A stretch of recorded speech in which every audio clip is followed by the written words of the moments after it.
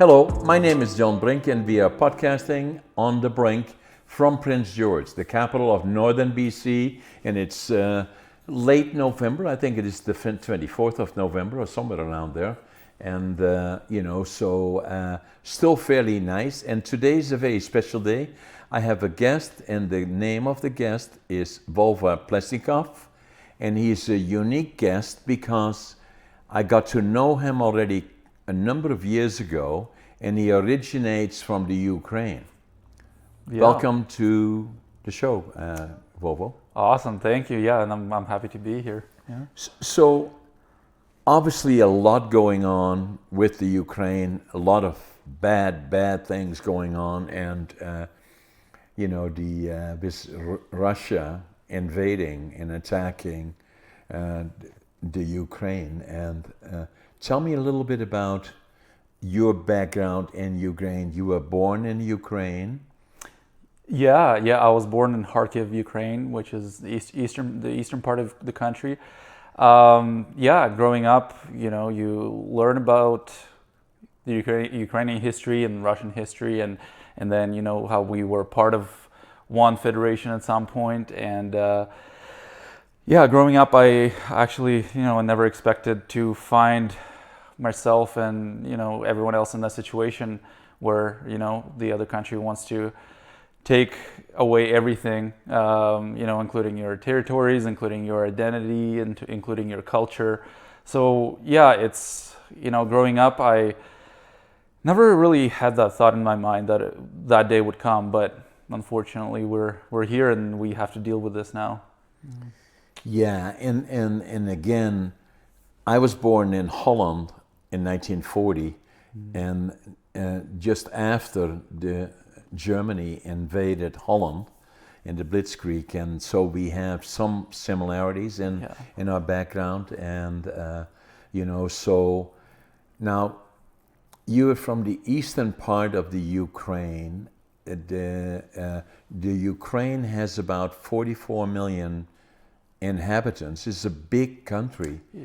And then it is located right alongside Russia. Right. And then alongside the border are Moldavia, and then Romania, and the whole Eastern European bloc is around there, really, isn't it? Yeah, it is. Yeah, and obviously there's Belarus there, and then Poland. A good friend of ours, as we found out this year that's our biggest ally. I mean, obviously including other countries, but yeah, that whole Eastern European bloc is very big, and to think that all those countries, most of those countries, were part of the Soviet Union, it is mind-blowing sometimes, and but it makes me feel very, very proud that we were actually the ones who, started the process of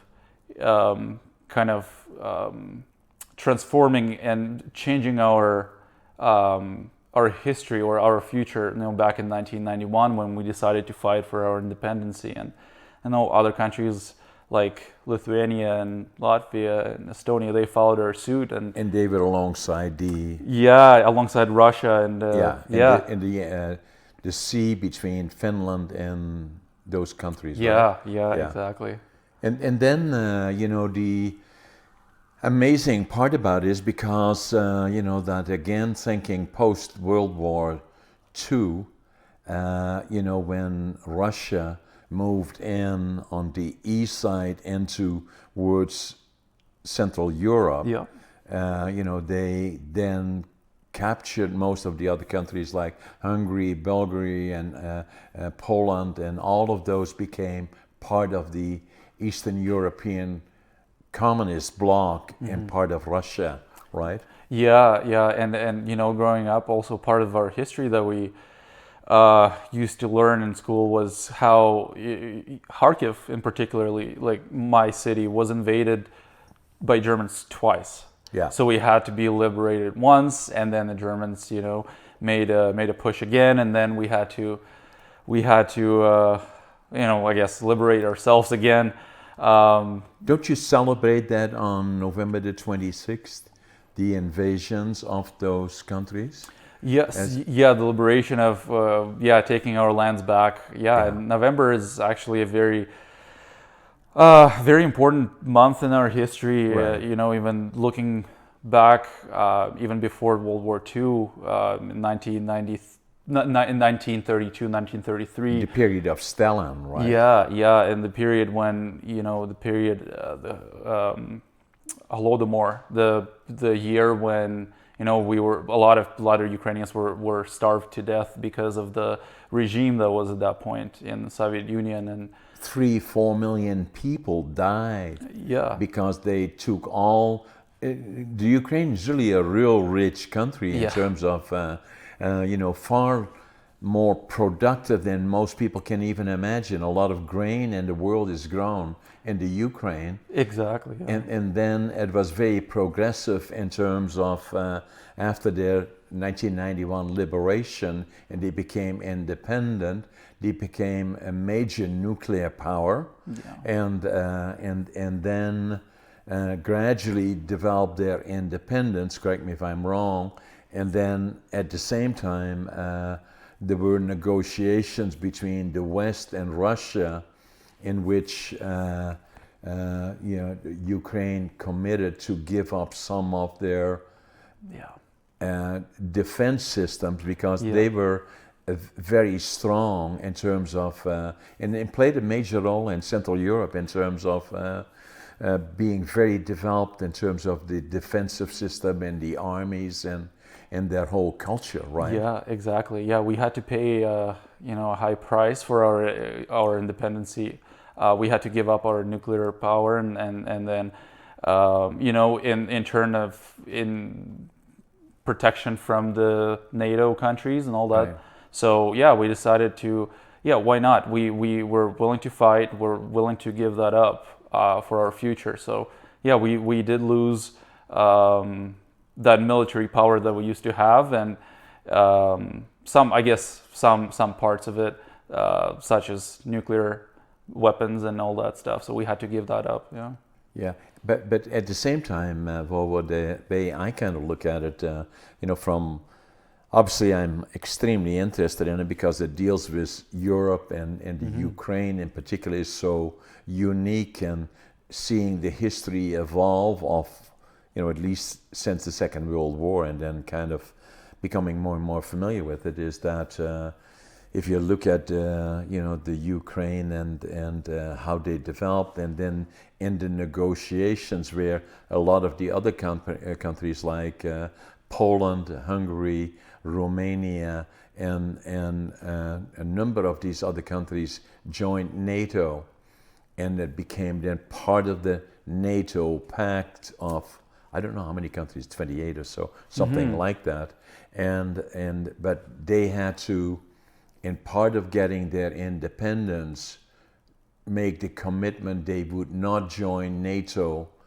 which became very, very costly to them. So because, and for those that are not, with all due respect, not overly familiar with NATO, is that that's a cluster of countries throughout Western Europe in particular, but also include Canada and the United States, that under Article 5 in particular, I believe that's what it is called, that if they attack one, they attack them all. So that unifies them in terms of defending their independence. And, and some of the more recent members have become Finland and Sweden that had not been members, and now are or in the process of becoming members. And then so that the Ukraine wanted to become members as well, which again, kind of sitting back watching this, may well have, even when I was watching all of this evolve like the rest of the people early in last year, this year actually, when they had 200,000 Russians, that 200,000 people and all kinds of military stuff on their borders. Yeah, exactly. It did start last year when there were conversations about Ukraine joining the European Union and NATO in particular, and and then as you said, 200,000 people, 200,000 soldiers all of a sudden surrounded the eastern side of Ukraine, and then also the northern part. We didn't get lucky with our neighbors in the north, with Belarus being so close with Russia. I'm kind of looking at this somewhat, and then for those that may not be able to see, but Russia is here, and then the Ukraine is here, Belarus is there, Poland is there, Romania and the other countries are there. So that's what Vova is referring to. And you would be living on the eastern part. That's right. Vova. Just right here. Right, Yeah. close to the Russian border. Yeah, very close. Yeah. Is that part of the eastern area that they consider to be Russian? They always had strong feelings toward that part of our country. Just because we have so many Russian-speaking people living in that part, they always use that as an excuse to liberate us, to save us from the neo-Nazi regime. All the crazy stuff, right? Yeah. And because they just liberated, or the Ukrainians liberated a portion of it, and all the people were dancing in the streets, and they don't want to be part of Russia. No, it's the thing that keeps happening is every time they invade a part of our country, they try to hold those made-up referendums and ask people if they want to get separated from Ukraine. All fabricated, right? All fabricated. There are evidence of that. There are videos of those soldiers going to apartments to people asking to sign the papers and vote, and then there would be the person who would poll the people and have that piece of paper followed by the soldier behind. So how can you? Yeah. So obvious, how can you say no, right? Obvious to anybody, right?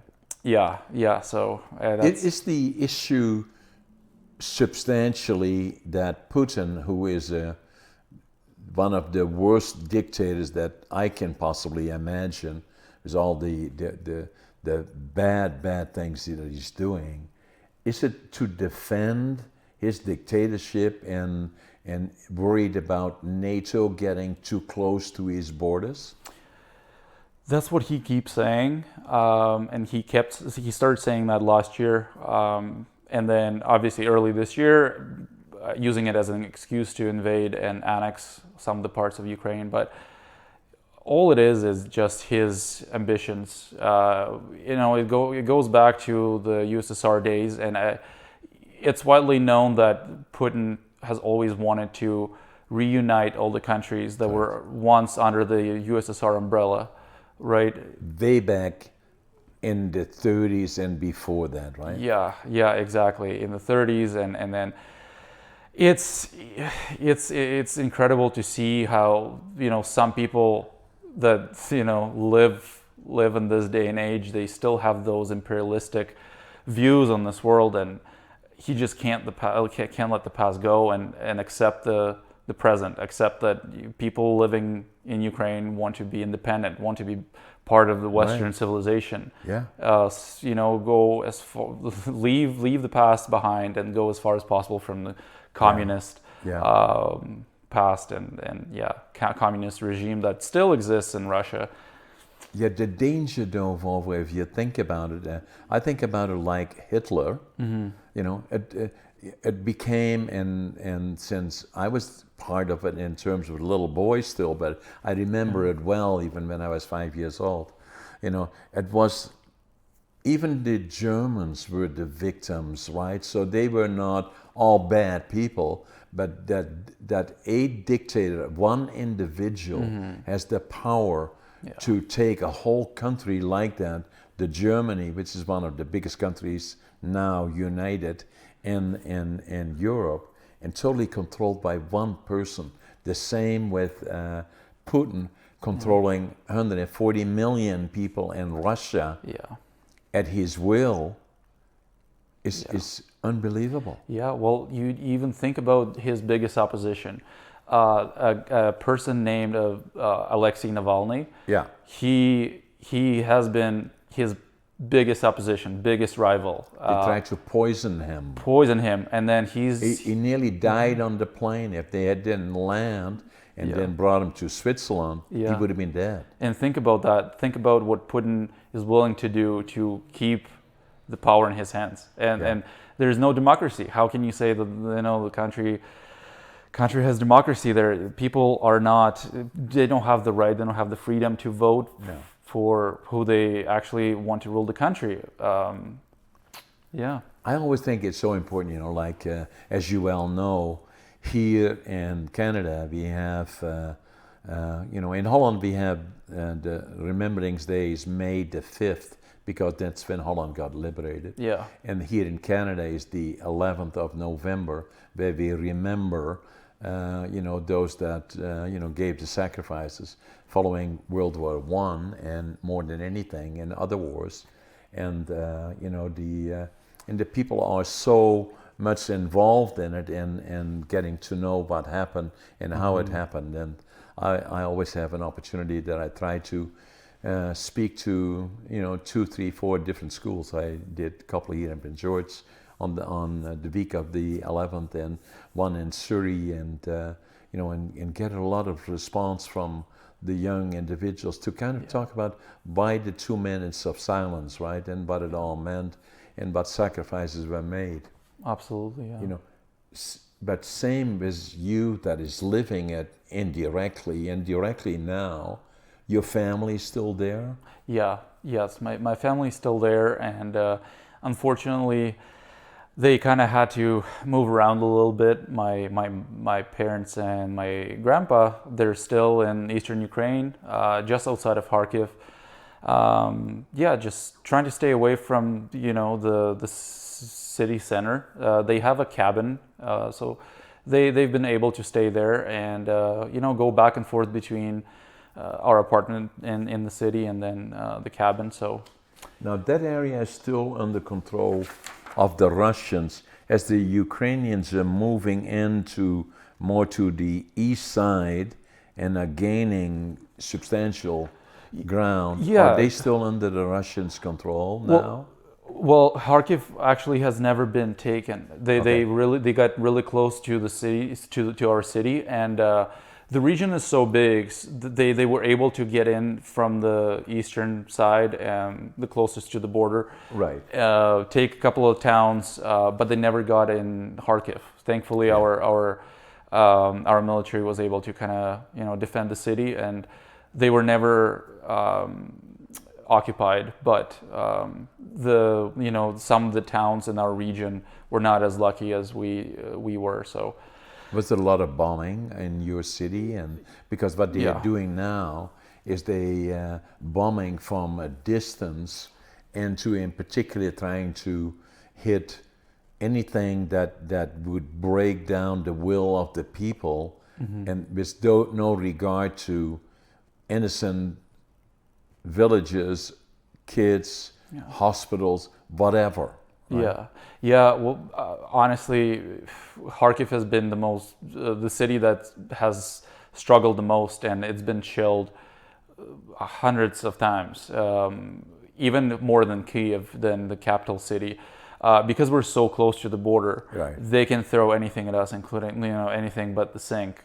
So any kind of shell, any kind of bomb that they have in their arsenal can reach Kharkiv just because of where it's located. And those shellings, they happen.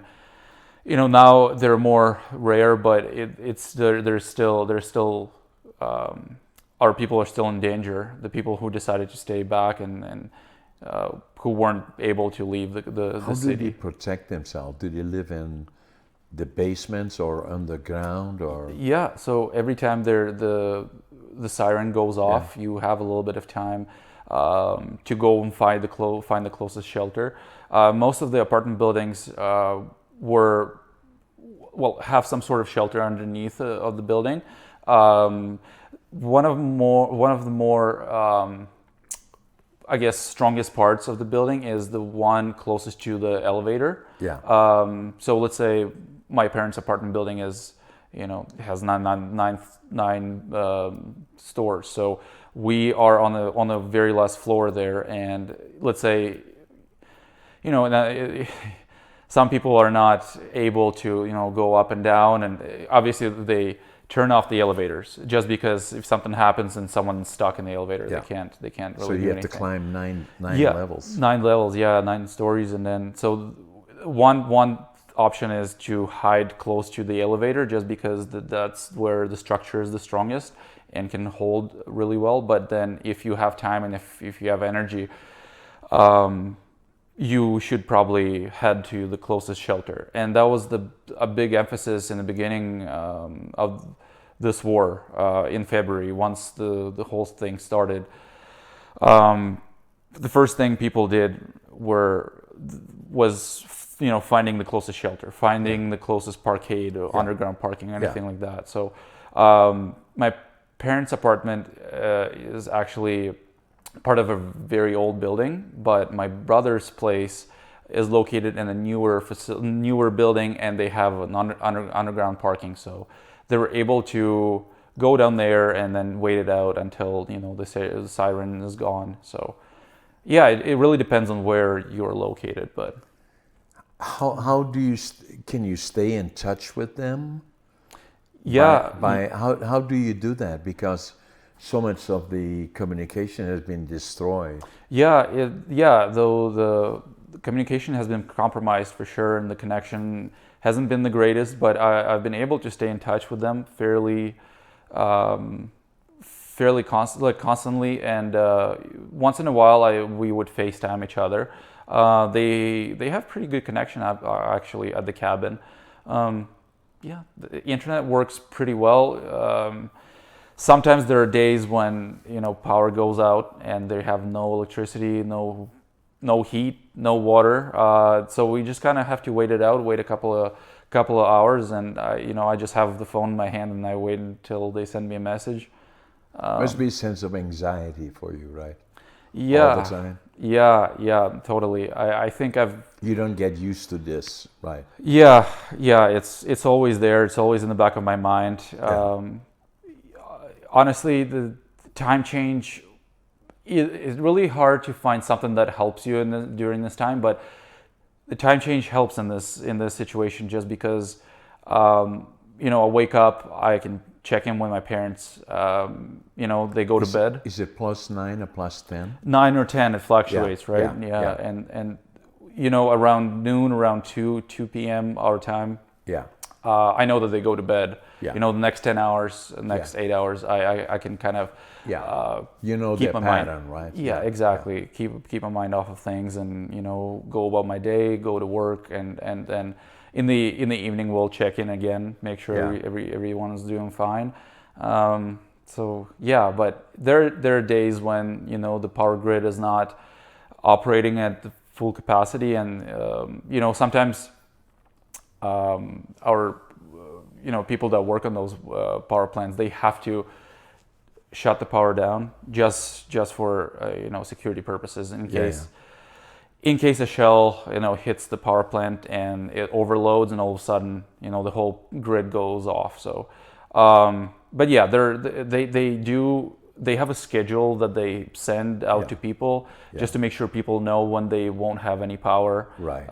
The times when they have to kind of sit down and wait it out. So you see, the thing that the world is admiring by myself and others is when it all started, they were all positioned. The whole idea was to have what we called then in the Second World War, Holland was overran in a week, in days really. Yeah. And then when it didn't go quick enough, they bombed Rotterdam. My dad was there when they bombed it.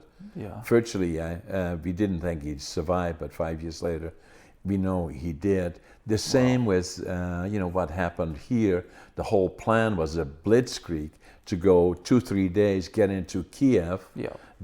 I call it Kiev. Yeah. Because that's what I learned in Holland. Right. Other people say Kiev. Is it Kiev? Yeah. So Kiev is the capital, right? Yeah, it's the capital. Kiev is because we went from having two languages, Russian and Ukrainian. Correct. There are two ways of saying pretty much anything. My name, the name of the city. So Kiev is the Russian way of saying it. Right. Kyiv is the Ukrainian way. Okay. So it's a bit different. It's a small difference, but yeah. So the president Zelensky. Yeah. Am I saying it right? Yes, that's perfect. Yeah. So amazing individual. Yeah. And with the rest of the world, we've been admiring the courage of the Ukrainians, obviously, and then the leadership. Yeah. So the guy was not a politician. He was a comic and a musician, I believe, something like that. Yeah. But has done an amazing job. Yeah, no, looking back, he was an entrepreneur. He came up with his own little company. His friends and him, they did tours around the country, and then they set up shows, and then in the end of the day, they ended up shooting a TV show about with Zelensky being the president. And then everyone loved that show. Can you believe? Yeah, I know. And then how he ended up actually being the president. And was there then an election? Mm-hmm. Because the one before that, I forget now the name of the one that it's a democratic system they have. Yeah. And with elections. Yeah. Something similar to Western Europe, a parliamentary type of system? Yeah, exactly. It's the same sort of system, and then there are multiple individuals they can run for the office, but in the end of the day, I think in the final stage there are only two candidates, and they just go head to head. They have to get to 50% or more then, or something? Yeah, yes, exactly. The two finalists, they just go head to head. They have their debate on television, and then the final round, and people have to decide between the two. It was between him and the ex-president Poroshenko. So yeah, who's very supportive of him now, at least publicly. Yeah. He was he's been supportive since day one, but we obviously very lucky with Zelensky and his courage and willingness to stay back and fight for his people and be the leader that we needed in that time, because unbelievable, the right person at the right time at the right place, because it made the difference of the Russians succeeding in overrunning it. Exactly. And then from there on in, the courage behind the Ukrainians as a people and their freedom and so treasured that the way they are fighting right now, they cannot lose the war. That's not possible, because that what I see on the other side, the Russians really don't want to be there.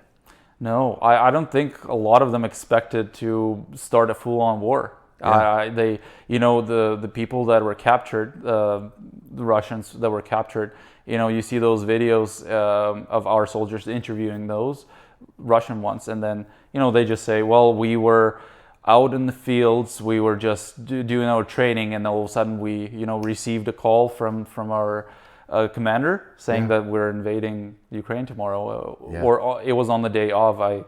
Different soldiers said different things, obviously depending on where they were located. But even people like how can you be motivated and willing to fight against someone if you don't even expect it, if you were not even told, you didn't even know, you weren't aware of the mission, and especially seeing that leadership in Russia have no respect for life or things that are precious to others. It is just so unbelievably bizarre that this guy gets away with that. Well, he won't be. He will at some kind be held accountable.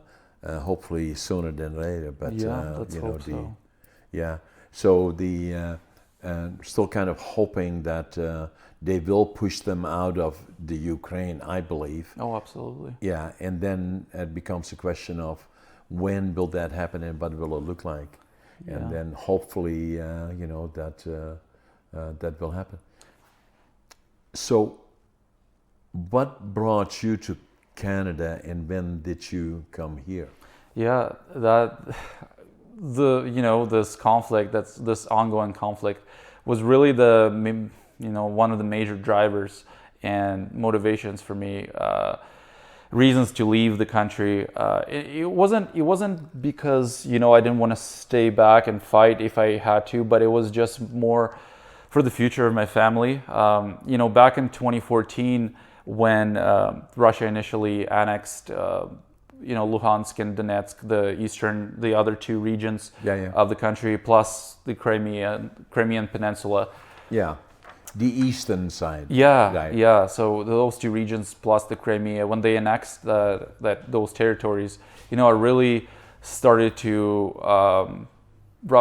kind of think about what do I need to do with my life to, give myself a better chance, give my family a better chance of just living, enjoying, living on this planet.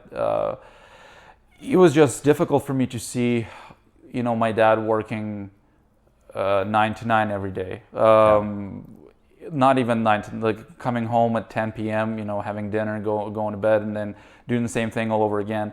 My mom working at the office and then bringing work, her projects to our place, to our apartment, and seeing her with her laptop at the kitchen table while she's making food and still trying to finish her projects. She's an engineer, so a lot of work that could be done remotely, she would do that. Yeah. So she would bring her laptop home and then keep doing work, and then just thinking about my family, thinking about my parents, thinking about my own future. Back in the day, I had those dreams of playing in the NBA. Anyone who starts playing basketball picks up the basketball. Yeah. And then the goal for me was to play in NCAA, to go to the States, to find a team in Division I. I wanted to play on the highest level possible. Now you studied at university in the Ukraine. Yeah. And what city was it again? Yes, in Kharkiv. In Kharkiv, and there was a fairly large university. Right? Yeah. And you studied what? I studied chemistry. Chemistry, but at the same time, you were part of the basketball team. Yeah. And that really kind of brought you up, and you got the attention of others, right? Exactly. Yeah, exactly what happened. I started playing basketball when I was 12. I think that's when I picked up the ball after watching Michael Jordan, Dwayne Wade, other NBA stars on the. You 6'4"? No, right? No. I wish. I wish. No, I just 6 foot.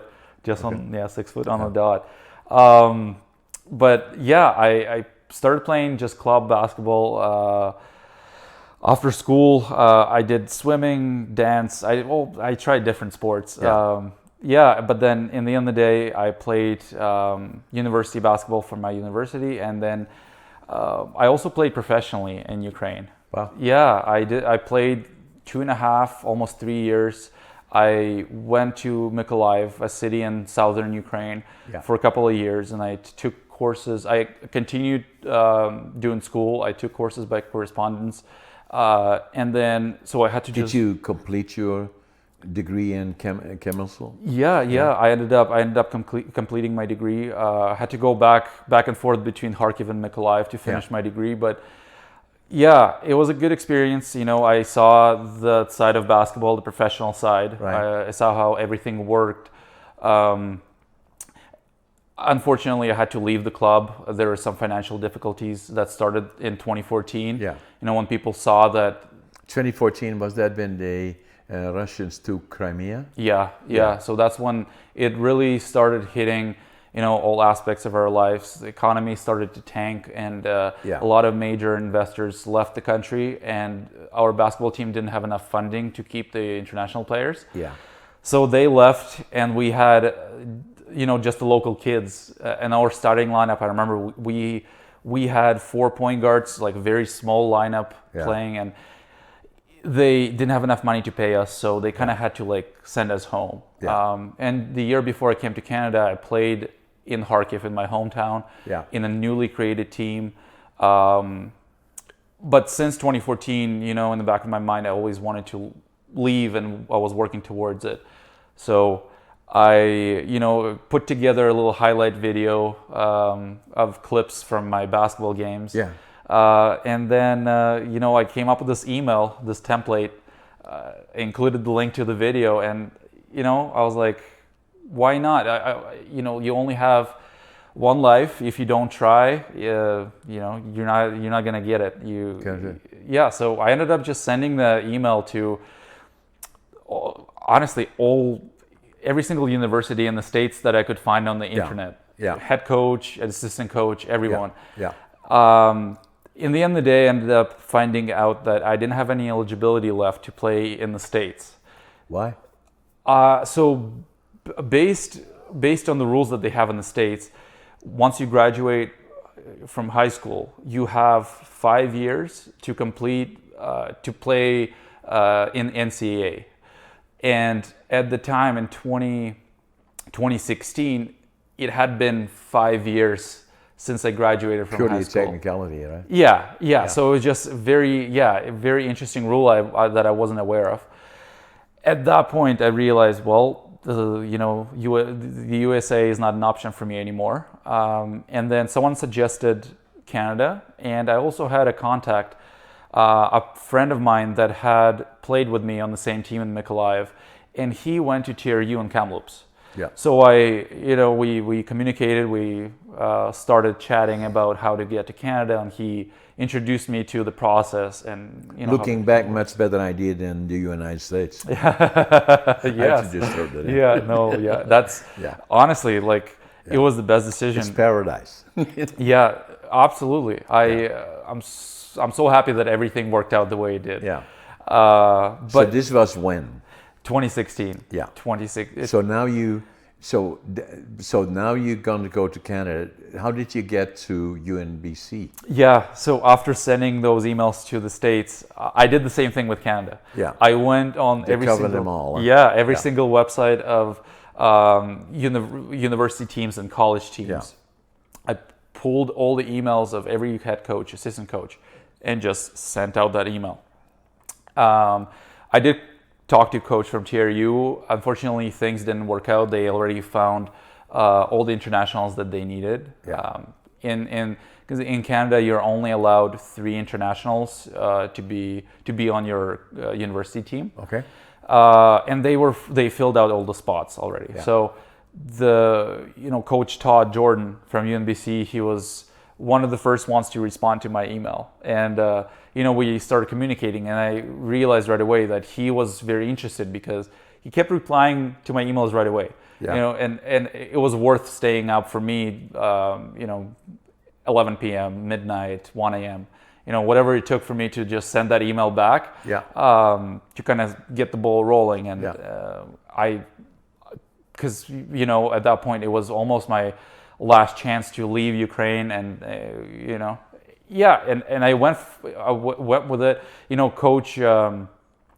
Coach Todd, he kept asking me if I had any questions, if I wanted to know more about Prince George, more about that. In my head, he was interested in me. He wanted me to be part of the team. He invited me to the school. That was it. That was my ticket. I didn't care much about the details. I knew I was going to Canada. I knew I was going to Northern BC. I agreed to the offer. I agreed to everything, and then I was like, okay, well now, once that's done, let's get familiar with Prince George. Let's find what I can on the internet. How did that go? Well, I've seen some mixed reviews, but no, funny enough, I was really fortunate to get connected with some of the local people and guys who played on the team. With the language barrier, it was harder for me to communicate at that point. But I got to the bottom of the things that I wanted to, and they told me. Your English is fluent. Well, it's been likely better than mine, because. Thank you, but yeah, it's been 6 years, and once you're forced to speak a different language, all of a sudden, you get better at it. You just have to be open to. So when did we meet?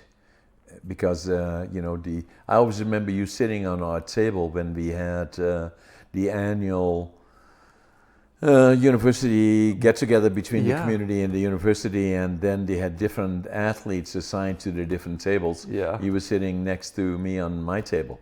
Yeah, I have a great story about that day. I was thinking about that. So what happens usually is, they tell you, okay, you have to meet your guests at the door there, and then walk them to the table, and then walk back to the entrance, and then wait for the other guests. And then once the table is full, you go join the guests, and then have a chat, and the event starts. You talk about things or whatnot, and I'm standing there. It was my first event.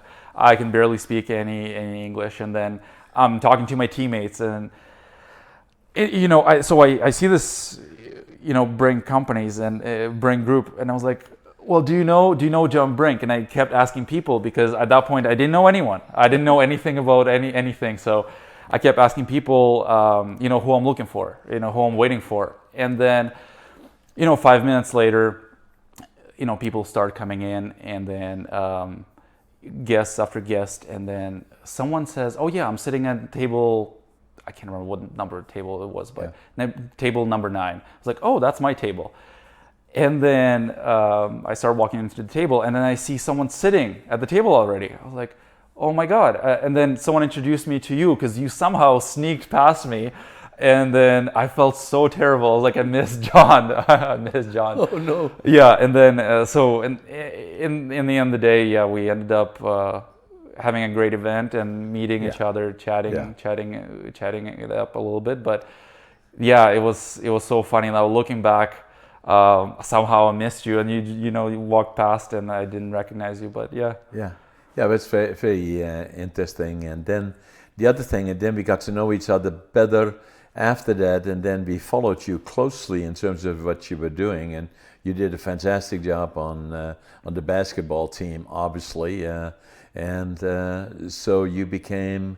We had this program already where every month we choose an athlete of the month, and usually one that is good at things. And we have had Olympians, and we have amazing talent around here, and not all of them are as well known as we thought they should be. And so it gave us the opportunity to select them as the athlete of the month, help them a little bit financially, and at the same time then be a very active social media thing and give them the exposure that they deserve and require. And so that's kind of where we got to know each other. Yeah, no, I was bit better even, so. Yeah, I was so surprised, and I wasn't sure if I did something to deserve it. So in my eyes, I was like, oh my God, yeah, these people are so nice, supportive. So obviously I felt really thankful. Yeah, it was an awesome experience, and I was so happy to get to know you. And yeah, it's so difficult sometimes getting into a new environment, a new country, because I did it, so and then you start appreciating as time goes by. The other time was hard on all of us. I think it was in February when the invasion happened of the Ukraine, and I said, we need to find a flag. I said to Scott, Scott, find me a flag. I need a Ukrainian flag. Yeah. And Scott said, he checked around and he checked on it, getting one from the Ukraine or wherever. It will take 2 weeks. I said, we can't wait for that. Yeah. So I want, in my truck, I want to the store, the clothing or stuff store on the hard highway, and I walked around the store. I don't go there very often. And one of the ladies said, "Can I help you?" I said, "I need yellow and blue, and it's for, we want to make our own flag." And so so she found me the yellow and the blue, and then I went to Annie's sewing. Mm-hmm. Annie's very good. I give her a plug here as well. On downtown Prince George here. Annie's sewing, and so I said to Annie, I need a flag, and she said, okay, when do you need it? I said, now. So she dropped everything, and we had enough to make 4 flags. And so when I got it done, we right away went down and had it on our pole. Yeah, that was so awesome to see when I saw the picture of the flag on the pole next to your business there. It was just amazing to see. You know, I felt it was just so heartwarming, especially coming from you. You know, feeling that support, continuing support. So important, right? Yeah, exactly. That was a big thing for me. Now the other thing that you did is you raised money, and you did running, and you know, tell us a little bit. It was very successful. You raised $80,000 or something. Yeah, almost 80,000. I think right now it's still open. You know, it's just a portal where people can go and keep donating. Tell us a little bit about how can we connect to that. Yeah, absolutely. So just the backstory, you know, similar to what you just said. You know, once the invasion started, at first I just felt helpless, and I obviously I wanted to stay in touch with everyone that I know who are still in Ukraine. So you know, for the first couple of weeks, it was just, you know, constantly being on my phone, staying in touch with my family, friends, and then, you know, as it went on, I realized that this is not going to end overnight. It's going to be. It's going to take some time to you know, end things there. So what I wanted to do is I wanted to come up with a fundraising event, organize it as fast as possible, because, you know, a lot of people needed the funds right away. And I ended up getting together with some of my friends, with my girlfriend Madison and my good friend and landlord friend. We lived together, in Daniel Stark and his partner Ivy. We just, you know, sat down in my basement, and I just told him, you know, I want to do something. I can't, you know, sit in my butt and just pretend like I'm useless and helpless. Right. I can do certain things, you know, and I can leverage the relationships and use the platforms that I can to come up with some sort of event. And, you know, I've done some runs, some fun, you know, I've helped other people with their fundraising events, and you know, from that experience, I know how people feel about running in Prince George. So a lot of people, you know, go out in the streets and go out on, you know, 2, 4, 10-kilometer runs, and I knew that it would resonate really well with the with the locals. So, and I thought to myself, well, it's something that people would want to take part in, and then the other thing is, I can make it more symbolic by, you know, connecting it, making it more important, like trying to, you know, build those connections. So came up with the number 44, which comes from, you know, 44 million people that live in Ukraine. In Ukraine as a whole, including the territories that are ours, that are, you know, temporarily occupied. Temporarily. Crimea. Exactly, temporarily occupied territories. So and that's how I came up with the number 44. And, you know, part of that was pushing myself. I've never ran a marathon before. No. And, you know, 44 kilometers, you know, just 2 kilometers more than 42. So I was like, why not? Let's just try it. You know, and I believed in myself. I believed that I could do it, and to make it more accessible for others, I decided to divide the whole distance in smaller segments, smaller legs. So that people that were not quite as talented could do it in some other fashion. Exactly. Right? And part of me planning this event was trying to make it happen as soon as possible. So it was on a work day. I believe it was Monday or Tuesday. So some people were able, I wanted to schedule some of the runs early in the morning as well as later in the day, so people could leave work if they could, and, you know, run at least the last leg or the first one. Right. So I scheduled 5 of those legs throughout the day. But the other question was, what would be the charity, you know, that people could donate to? After talking to my friends, we just decided to to use Red Cross Canada. Right. It's a well-known non-for-profit organization, and they had their own channel or portal where you could donate money and send, make sure that the money goes towards humanitarian support. Correct. In Ukraine. Yeah. So what happened was I just created my own link, my own portal, and if people decided to donate through that link, their funds would go towards that humanitarian crisis appeal event created by Canada, Red Cross Canada. Right. So that took a few days. We tried to come up with a GoFundMe page. It didn't work out. Right. There were some logistics issues there. We tried to come up with with a link on Facebook. Also didn't work out. So the easiest and probably the best option was Red Cross Canada. Yeah. And knowing that the money would go directly to Ukraine was big. Sure. Yeah, and I also talked to my aunt who lives in Florida, in the States. She also said that Red Cross is probably the best option. Based on how taxes work in different countries. Exactly. People would be more inclined to use Red Cross, and it's a familiar name. Yeah. Yeah. So we ended up creating a link. I put that link up on my Facebook group, Run for Ukraine. And then also on my Instagram page. It's still in my profile there. People still can go. I actually got a message a couple of weeks ago from a friend.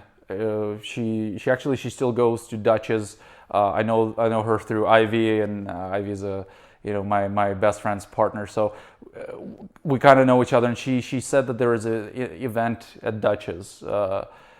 And she wanted to ask me if she could use the link to share it with her classmates and share it across the whole school. So that was great to see and really heartwarming, and knowing that people still pay attention, still want to make sure that people are aware that this is still an ongoing conflict, ongoing war, and there are ways to help even from here, from Canada. Yeah. There are other great charities and organizations that are based out of Toronto, Vancouver, that people can donate to, but Red Cross is probably the biggest one. People in general and countries in general have been very responsive to the needs of the Ukraine and very supportive of their population and their causes, may it be in terms of weapons and that they require, but also in terms of donations that are being made, and everybody very sympathetic to it, and in horror about some of the things that are going on. Going back to the run, I always remember that you guys were running. I forget what time of year was it that you did that? It was in March. Yeah. In March, because it was pretty cold, and I remember seeing you guys here coming back. I didn't run. I should have tried, could have done, but anyway. So you ended up by the city hall here, and then I thought, and I talked to Scott about this as well. Scott probably was running as well. Scott McWalter, he runs all the time. He probably, when he's in the room right now, when he leaves, he probably runs again. I don't know, but amazing individuals, But anyway, I said to Scott, I'm going to have to find a flag, because Volvo needs to wear the flag. So I don't know where I had one, and because I had 4 made, so I had to find this flag so you can wear it, so everybody can say there is the Ukrainian flag in the cars, So yeah, that was so awesome to see when you came. I think it was between my 3rd or 4th run. Yeah, and then going back to Scott. Scott was the only person who actually stuck with it and ran the whole distance. I'm not surprised. No, it was awesome to see, and it helped me a lot too, because I needed that motivation and seeing people joining me for every 9 kilometers, every run. It was awesome. It gave me the extra push and extra energy. But and then seeing you between my 3rd and 4th leg, I think, with the flag, it was so awesome. It put a smile on my face, and I was like, absolutely, I'll wear that flag on my leg as I crossed the finish line. So Yeah. yeah. So the other thing, Vovo, is that the community has been very supportive here as well, and there have been a number of families, quite a number of them. Yeah. It's something like 160 or something like that, maybe even. We're up to 130 individuals. Yeah. Individuals, yeah. Can you imagine that? And then, Pat Bell has been very proactive in that, and a number of other people in the community have been very, very proactive. I had the opportunity, and our company had the opportunity to support a family here about a month or 2 months ago. That came into Prince George. That's and awesome. covered the cost and of coming here, and that's so good to see. And I know they are immensely thankful and all of that. But Prince George very much a community, very responsive to all those things, right? So that's what makes and me being, well, I came here about 60 years ago, but still relatively, and this is I was born in Holland, and I love Canada, and I appreciate it for what it is. Yeah, So. no, as you said, there's so many people that stepped up and